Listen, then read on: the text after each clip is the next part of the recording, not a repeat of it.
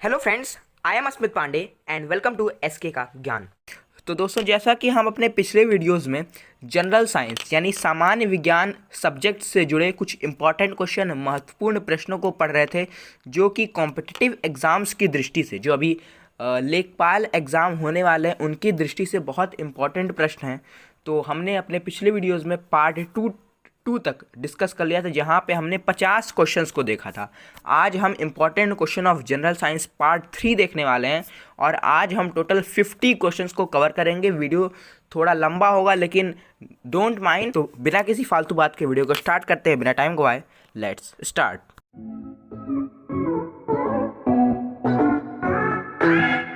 तो फ्रेंड्स, आज का जो हमारा पहला प्रश्न है और हमारे इस पूरे सीरीज का 51 नंबर का क्वेश्चन है, वो है from which part of opium plant we get microfine, यानी कि अफीम के किस भाग में मॉर्फिन प्राप्त होता है। तो दोस्तों, मैं आपको बता दूं कि ये फ्रूट कोट यानी फल का जो आवरण होता है, फ्रूट कोट होता है, ये यहाँ पर पाया जाता है। क्या पाया जाता है? मॉर्फिन पाया जाता है। कहाँ पाया जाता है? ओपियम। ओपियम, ठीक है। आगे बढ़ते हैं नेक्स्ट क्वेश्चन की तरफ हम। How many types of teeth are there in humans, यानी मानव में कुल कितने प्रकार के दांत होते हैं।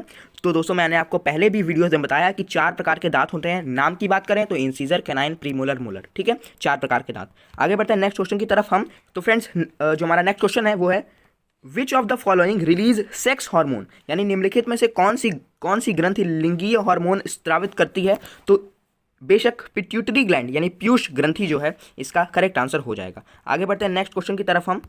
Where pituitary gland found in the body, यानी कि जो पीयूष ग्रंथि होती है ये कहाँ पर पाई जाती है हमारे शरीर में। तो in the base of brain, यानी ब्रेन के नीचे ये पाई जाती है, बेस में, ठीक है। बेस ऑफ ब्रेन ये पाई जाती है। आगे बढ़ते हैं नेक्स्ट क्वेश्चन की तरफ हम। नेक्स्ट क्वेश्चन है हमारा दोस्तों, tallest plant in the world is, दुनिया का सबसे लंबा पौधा कौन सा है। तो यूकलिप्टिस जो पेड़ होता है पतला सा होता है, फ्लेक्सिबल बहुत होता है, इसका करेक्ट आंसर हो जाएगा ए। आगे बढ़ते हैं नेक्स्ट क्वेश्चन की तरफ हम। Sun loving trees are also called as, यानी किस प्रकार के पौधे सूर्य प्रेमी पौधे कहलाते हैं। तो हेलियोफाइट्स जो होते हैं, दिल से सन को चाहते हैं ये पौधे, तो हम ऐसे जोड़ सकते हैं हेलियोफाइट्स, इसका करेक्ट आंसर हो जाएगा। आगे बढ़ते हैं नेक्स्ट क्वेश्चन की तरफ हम। Which of the following is largest cell of the human body, यानी निम्नलिखित में से कौन सा मानव शरीर का सबसे बड़ी जो सेल है, कोशिका है, वो है। तो नर्व सेल जो होती हैं, यानी न्यूरॉन्स, जो ब्रेन्स के सिग्नल्स को हमारे पूरे बॉडी में ट्रांसफ़र करती हैं। नर्व सेल, इनकी हाइट 1 से 1.5 मीटर लगभग तक भी होती है, तो इसका करेक्ट आंसर होगा नर्व सेल। आगे बढ़ते हैं दोस्तों नेक्स्ट क्वेश्चन की तरफ हम। Smallest cell in the human male. दोस्तों ध्यान दीजिएगा, यहाँ पर हमसे ह्यूमन मेल पूछा है। ह्यूमन मेल है तो इसका करेक्ट आंसर होगा स्पर्म, शुक्राणु। अगर यहाँ ह्यूमन बॉडी दिया होता, मेल के जगह पे हमें अगर हमें मेल के जगह पर बॉडी दे दिया होता, बॉडी, ठीक है, अगर हमें बॉडी दिया होता तो यहाँ पर हो जाता हमारा आरबीसी करेक्ट आंसर। लेकिन हमें यहाँ पर दिया है ह्यूमन मेल, ठीक है, ह्यूमन मेल, तो इसका करेक्ट आंसर होगा डी, स्पर्म। आगे बढ़ते हैं नेक्स्ट क्वेश्चन की तरफ। नेक्स्ट क्वेश्चन है हमारा, which of the following is the largest cell of the human body. फिर से सेम क्वेश्चन, नर्व सेल, इसका करेक्ट आंसर। आगे बढ़ते हैं नेक्स्ट क्वेश्चन की तरफ। Which is the male sex hormone, यानी मेल सेक्स हार्मोन कौन सा है। तो टेस्टोस्टेरोन जो है मेल सेक्स हार्मोन होता है, सी। आगे बढ़ते हैं नेक्स्ट क्वेश्चन की तरफ हम। Which is caused by deficiency of iodine, यानी आयोडीन की कमी से कौन सा रोग होता है। तो ग्वाइटर यानी घेंघा रोग जो होता है आयोडीन की कमी से हो जाता है। तो आयोडीन की कमी हमारे शरीर में नहीं होनी चाहिए। आगे बढ़ते हैं नेक्स्ट क्वेश्चन की तरफ हम। Lightest gas which is filled in balloon is. तो हीलियम गैस जो होता है लाइटेस्ट गैस होता है जो कि बैलून में फिल किया जाता है। आगे बढ़ते हैं दोस्तों नेक्स्ट प्रश्न की तरफ हम। Sweat glands in mammals are primarily concerned with, यानी स्तनपाइयों में ग्राही या स्वेट ग्रंथि संबंधित है। ये रिमूवल ऑफ एक्सेस सॉल्ट्स, जब एक्सेस सॉल्ट्स हो जाता है उसके रिमूवल से दोस्तों ये स्वेट ग्लैंड्स संबंधित होते हैं। आगे बढ़ते हैं नेक्स्ट क्वेश्चन की तरफ हम। Gamma Y rays were discovered by, तो ये पॉल विलर्ड के द्वारा खोजा गया था दोस्तों। ये गामा रेज जो है, ये इसका जो वाई करके साइन होता है, गामा रेज कहते हैं इसे, तो पॉल विलर्ड के द्वारा इन्हें खोजा गया था। आगे बढ़ते हैं नेक्स्ट क्वेश्चन की तरफ हम। Lightest element of periodic table, lightest जो हमारा तत्व होता है, एलिमेंट होता है पीरियोडिक टेबल का, होता है लिथियम, हम सभी को पता है। आगे बढ़ते हैं नेक्स्ट क्वेश्चन की तरफ। Hardest element of the periodic table, तो डायमंड होता है, ये कार्बन का ही रूप होता है एक, डायमंड इसका करेक्ट आंसर हो जाएगा, हीरा। आगे बढ़ते हैं नेक्स्ट क्वेश्चन की तरफ हम। तो the phenomena of electromagnetism was first explained bye, तो ये मैक्सवेल, ये क्लर्क मैक्सवेल थे, जेम्स क्लर्क मैक्सवेल, इनके द्वारा खोजा गया था इलेक्ट्रोमैग्नेटिज्म का सिद्धांत। आगे बढ़ते हैं नेक्स्ट क्वेश्चन की तरफ हम। फादर ऑफ वैक्सीनेशन यानी टीकाकरण के जनक कौन माने जाते हैं? तो Edward Jenner sir, Edward Jenner टीकाकरण के जनक माने जाते हैं। इन्होंने काउ पॉक्स, किसकी वैक्सीन, देखिए दोस्तों इंपॉर्टेंट है, काउ पॉक्स की वैक्सीन इन्होंने खोजी थी, तो एडवर्ड जेनर इसका करेक्ट आंसर हो जाएगा। आगे बढ़ते हैं नेक्स्ट क्वेश्चन की तरफ। Therm is the unit of, तो दोस्तों थर्म सुनते ही हमारे दिमाग में क्या आता है? थर्मोमीटर। और थर्मोमीटर का इस्तेमाल क्या होता है? हीट को नापने के लिए, हमारे बॉडी के हीट को नापने के लिए, तो इसका करेक्ट आंसर होगा हीट, ऊष्मा। आगे बढ़ते हैं नेक्स्ट क्वेश्चन की तरफ। In the absence of earth atmosphere sky would appear, very interesting question दोस्तों। पृथ्वी के वायुमंडल की अनुपस्थिति में आकाश का रंग कैसा प्रतीत होता है? तो काला काला सब हो जाएगा अगर अर्थ एटमॉस्फेयर नहीं होगा, ये एब्सेंट हो जाएगा। ठीक है, आगे बढ़ते हैं हम नेक्स्ट क्वेश्चन की तरफ। Relative humidity is expressed in terms of, यानी सापेक्षिक आर्द्रता को किस रूप से व्यक्त किया जाता है? तो दोस्तों परसेंटेज में हमें बताया जाता है, न्यूज़ हम सुनते हैं, हमें बताया जाता है कि आज वायु में इतना परसेंट ह्यूमिडिटी है, तो ये परसेंटेज में हमें बताया जाता है। ग्राम बिल्कुल नहीं, किलोग्राम, रेशियो, ये सब गलत है, इसका करेक्ट आंसर है सी, परसेंटेज। आगे बढ़ते हैं नेक्स्ट क्वेश्चन की तरफ। The splitting of white light into its component is due to, यानी श्वेत प्रकाश के घटकों में विभाजन किसके कारण होता है? तो ये दोस्तों डिस्पर्जन के कारण होता है। Lens is made up of, lens किससे बनता है? तो ये फ्लिंट ग्लास जो होती है, फ्लिंट कांच जो होती है, ये लेंस इसी से बना होता है। आगे बढ़ते हैं नेक्स्ट क्वेश्चन की तरफ हम। A light year is a unit of, यानी एक प्रकाश वर्ष किसकी इकाई होती है? डिस्टेंस यानी दूरी की इकाई होती है। ये गैलेक्सीज यानी सोलर सिस्टम में ये इस्तेमाल होता है। अब वहाँ पर मीटर किलोमीटर में तो नापेंगे नहीं क्योंकि बहुत बड़ा है, तो इसीलिए एक स्टैंडर्ड यूनिट लाइट ईयर का इस्तेमाल होता है। आगे बढ़ते हैं नेक्स्ट क्वेश्चन की तरफ हम।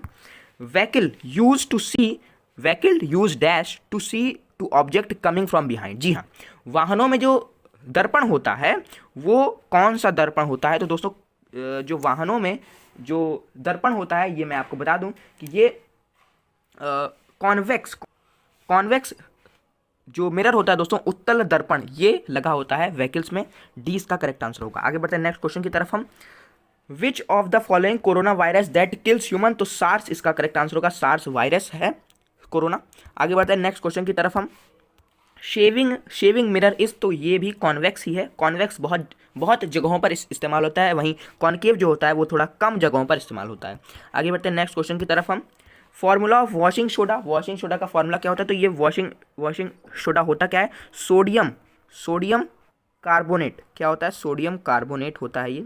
और सोडियम कार्बोनेट का फॉर्मूला क्या होता है दोस्तों? Na2CO3, हम सभी को पता है, वेरी सिंपल, Na2CO3 इसका फॉर्मूला। सोडियम कार्बोनेट का वॉशिंग सोडा का फॉर्मूला यही हो जाएगा। आगे बढ़ते हैं नेक्स्ट क्वेश्चन की तरफ हम। The SI unit of intensity of sound की एसआई यूनिट क्या होती है? तो वॉट पर स्क्वायर मीटर इसका एसआई यूनिट होता है। किसका? इंटेंसिटी ऑफ साउंड के, नहीं, ध्वनि की तीव्रता का। आगे बढ़ते हैं नेक्स्ट क्वेश्चन की तरफ हम।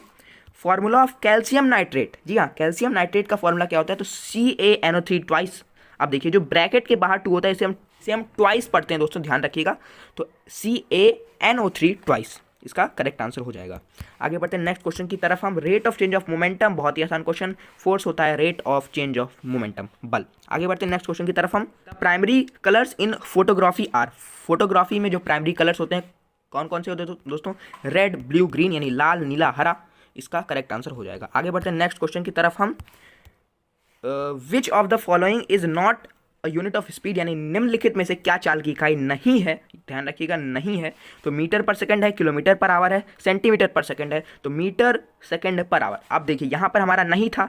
अब बहुत लोग जल्दी में नहीं को पढ़ना भूल जाते हैं और पहला ऑप्शन देखेंगे मीटर पर सेकंड, हाँ होता है, लगा दो इसी को। जी नहीं, आपको पहले पूरे प्रश्न को अच्छे से पढ़ना है। अब इसमें नहीं था, मीटर सेकंड पर आवर नहीं होता है, तो मैंने इसमें लगा दिया। दोस्तों जो हमारा नेक्स्ट प्रश्न है वो है, आगे बढ़ते हैं 84th क्वेश्चन की तरफ। What is the SI unit of torque, यानी टॉर्क की एसआई यूनिट क्या होती है? तो दोस्तों न्यूटन मीटर इसकी एसआई यूनिट मानी जाती है, तो इसका करेक्ट आंसर होगा बी। आगे बढ़ते हैं नेक्स्ट क्वेश्चन की तरफ हम। What is the SI unit of force, जी हाँ, बल की एसआई यूनिट क्या होती है?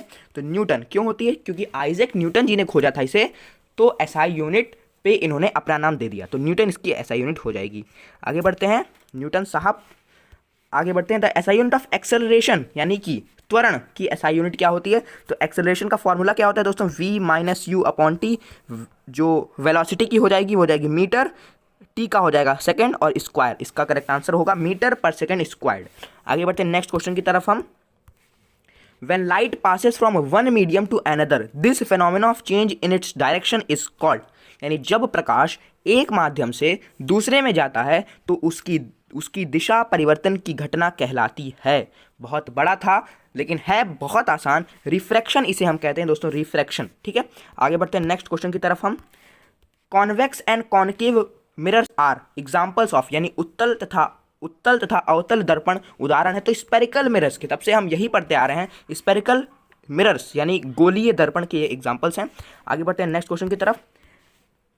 भोजन की ऊर्जा किस इकाई द्वारा मापी जाती है? अरे ये तो सबसे आसान है, कैलोरी। कैलोरी में नापी जाती है, तभी कहते हैं कि पिज्ज़ा में ज़्यादा कैलोरी होती है इसलिए नहीं खाना चाहिए। तो कैलोरी इसका करेक्ट आंसर हो जाएगा। आगे बढ़ते हैं नेक्स्ट क्वेश्चन की तरफ। What is the unit of calorific value? लीजिए, कैलोरीफिक वैल्यू की यूनिट क्या होती है? तो केजे पर केजी। अब केजे पर केजी मतलब किलो जूल पर किलोग्राम। ठीक है, बी इसका राइट आंसर हो जाएगा। आगे बढ़ते हैं नेक्स्ट क्वेश्चन की तरफ एकदम शानदार तरीके से। What is the SI unit of calorific value? ओ, लगता है ये थोड़ी सी गलती हो गई, तो इस क्वेश्चन को हम छोड़ देते हैं। ये ऑप्शन और क्वेश्चन मिक्स हो गया है, माफ़ी चाहता हूँ। आगे बढ़ते हैं नेक्स्ट क्वेश्चन की तरफ हम। What is the unit of electrical conductivity? ठीक है, इलेक्ट्रिकल कंडक्टिविटी यानी विद्युत चालकता की मात्रकता इकाई क्या है? तो ओम यानी OHM होता है इसका। ओम नमः शिवाय के नाम पे इसे याद कर लीजिएगा, OHM, ओम। आगे बढ़ते हैं नेक्स्ट क्वेश्चन की तरफ शानदार अंदाज में। विच of the following type of wave is different from other? तो लाइट वेव, एक्सरे और रेडियो वेव, ये तीनों एक प्रकार की तरंगे मानी जाती है। वहीं साउंड वेव साउंड से रिलेटेड हो गया तो साउंड वेव हो जाएगा डिफरेंट, तो डी इसका करेक्ट आंसर हो जाएगा बहुत शानदार तरीके से। ठीक है, आगे बढ़ते हैं नेक्स्ट क्वेश्चन की तरफ। Which of the following character of sound wave change with change in temperature in atmosphere? जी हाँ, वायु के तापमान में परिवर्तन से ध्वनि का निम्नलिखित में से कौन सा गुण प्रभावित होता है? बहुत लंबा बोलना पड़ा, लेकिन इसका जो करेक्ट आंसर है वो है फ्रीक्वेंसी यानी आवृत्ति। टेम्परेचर के साथ चेंज हो जाती है। आगे बढ़ते हैं नेक्स्ट क्वेश्चन की तरफ हम। नेक्स्ट क्वेश्चन है the loudness of sound depends upon, यानी ध्वनि की उच्चता किस पर निर्भर होती है, किस पर निर्भर करती है? तो पिच यानी कि भारीपना। अब आपकी आवाज़ जितनी भारी होगी आपकी आवाज़ उतनी ही तेज होगी, और अगर आपकी आवाज़ भारी कम होगी तो आपकी आवाज़ तेज भी कम होगी। ठीक है, तो नेक्स्ट क्वेश्चन की आगे बढ़ते हैं। Pitch is sensation which depends upon, तो ये फ्रीक्वेंसी के ऊपर डिपेंड करता है दोस्तों। आगे बढ़ते हैं नेक्स्ट क्वेश्चन की तरफ हम। Unit of resistance is volt पर एम्पायर। ठीक है, वोल्ट पर एम्पायर इसका करेक्ट आंसर हो जाएगा। नेक्स्ट क्वेश्चन की तरफ हम आगे बढ़ते हैं। Atomic number of which of the following element is greater than that of silicon, यानी सिलिकॉन से किसका एटॉमिक नंबर ज़्यादा होता है? तो आपको एटॉमिक नंबर याद होना चाहिए, कम से कम 30 तक तो याद ही होना चाहिए। Hydrogen, helium, lithium, beryllium, boron, carbon, nitrogen, oxygen, fluorine, neon, sodium, magnesium, aluminium, silicon, phosphorus. देखिए सिलिकॉन, फिर ये आया 14 पे, फॉस्फोरस, इसके बाद आता है सल्फर 16 पे आता है, तो ये इससे बड़ा है, तो इसका करेक्ट आंसर होगा बी सल्फर। आगे बढ़ते हैं नेक्स्ट क्वेश्चन की तरफ। 99 we are on 99। What is the unit of physical quantity यानी कैपेसिटेंस? ठीक है, कैपेसिटेंस की यूनिट क्या होती है? तो फैरेड आपको याद रखना है। आगे बढ़ते हैं नेक्स्ट क्वेश्चन की तरफ हम। ये देखिए, हाँ आगे बढ़ते हैं हम दोस्तों नेक्स्ट क्वेश्चन की तरफ। What is the SI unit of physical quantity? Inductance, इसकी एसआई यूनिट हेनरी होती है, याद रखना है, ओ हेनरी से इंडक्टेंस इसकी एसआई यूनिट। तो दोस्तों यहाँ पर हमने देखिए 100 यानी 100 रन, सेंचुरी पूरी कर ली है, शतक मार दिया है, तो यहाँ पर हमारा 100 रन पूरा हो गया। 100 रन नहीं, 100 क्वेश्चन हमारे यहाँ पर पूरे हो चुके हैं, और पार्ट 3 हमारा यहीं पर समाप्त होता है। आगे आने वाले पार्ट्स के लिए स्टे ट्यून्ड, आपको जल्द ही आगे नेक्स्ट पार्ट्स मिल जाएंगे। तब तक के लिए वीडियो कैसी लगी एक बार कमेंट सेक्शन में ज़रूर बताइएगा, और ऐसी इंटरेस्टिंग वीडियोज़ के लिए, इंटरेस्टिंग प्रश्नों के लिए please share, subscribe and like. मिलते हैं नेक्स्ट वीडियो में, टिल देन स्टे ट्यून्ड। जय हिंद, जय Bharat, Vande Mataram and take care.